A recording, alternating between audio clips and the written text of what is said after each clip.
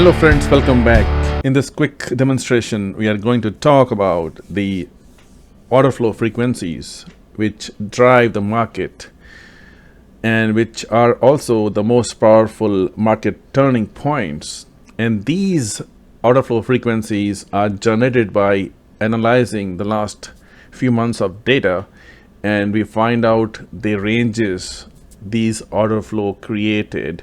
And then what we see, we find some common denominator and do some standard deviations and find out the projected principal axis, and then from that we see the ranges which is going to be spread across the principal axis, and they automatically get plotted end of the day when the market opens. So we have control when we want to get them placed. We also have control where how often these frequencies have to be checked in terms of how aggressively you want to segment these frequencies based on daily ranges of order flow or based on the say time segmented ranges. Can be 3 hours, 1 hour, 6 hours. In either condition, depending on your target of the objectives we are trying to reach, we can adjust these frequencies. Okay. So that's, and what you see here is just a free Ranko bar. It doesn't matter if they apply on each bar type. It just gives you a better flow representation of pullbacks and whatnot. So this is what we are looking at.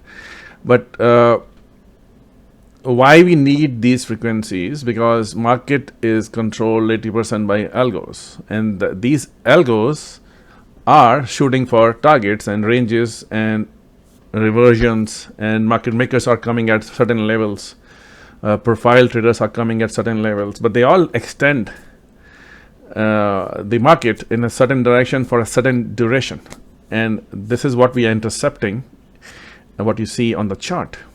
So we have a balance point, as you can see here, and then we have extensions placed. And what we are looking for is that as we reach those extreme points, this is where we are interested to look at the trend changes and pullbacks. All right. So when the market opened here, we have idea that, hey, market is going to extend in these ranges. Market came here and came down very hard and came back up right now, but they are floating across these frequencies. So know your frequencies, know your reversals, and when the frequencies, which we can also plot further, you can see they are also super extended frequency ranges as well. So at the normal rotation time frames and ranges, we will be intercepted by these internal ranges, and 3-4 times a month they will blow through the external ranges, and once we get to these points, we're looking for reversals and pullbacks. So this is a good example.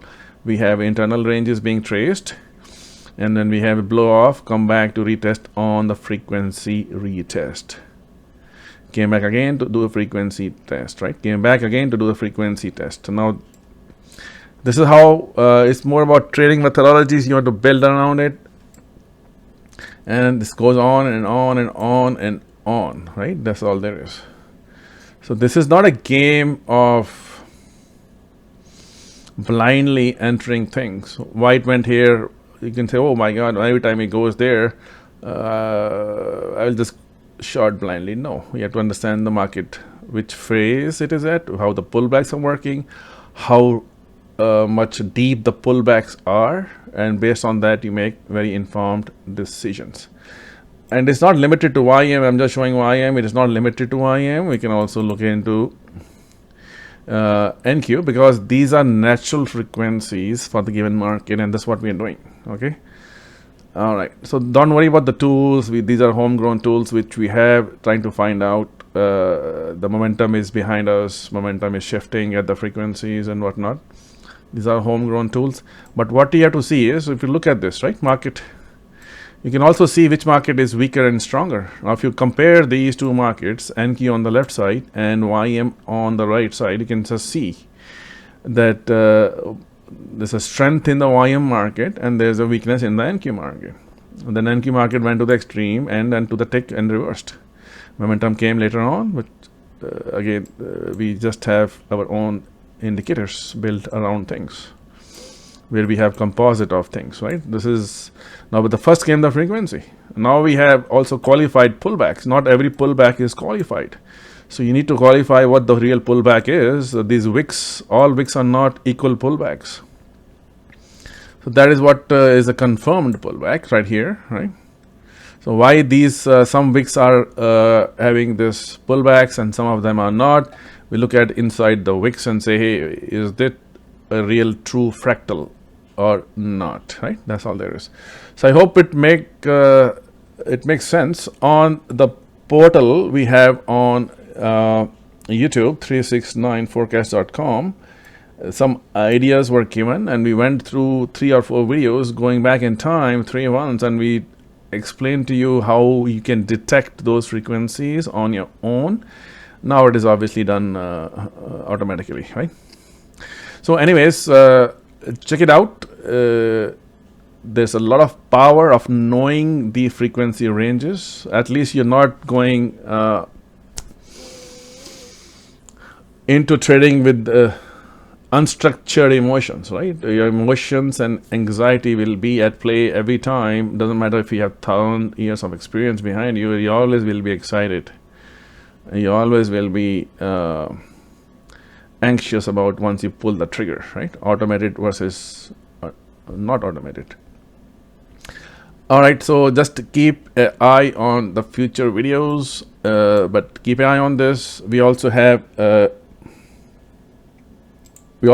this Twitter account. People can just follow. We post these frequencies before it happens, right? This is where the market is, and we give you the ranges, and you can adapt these ranges according to your own needs. So this is pretty fantastic. You can just see, it's going on and on for a while, but try to find those extreme endpoints, and then you can figure out what's going on. But market is rotational. Thank you so much.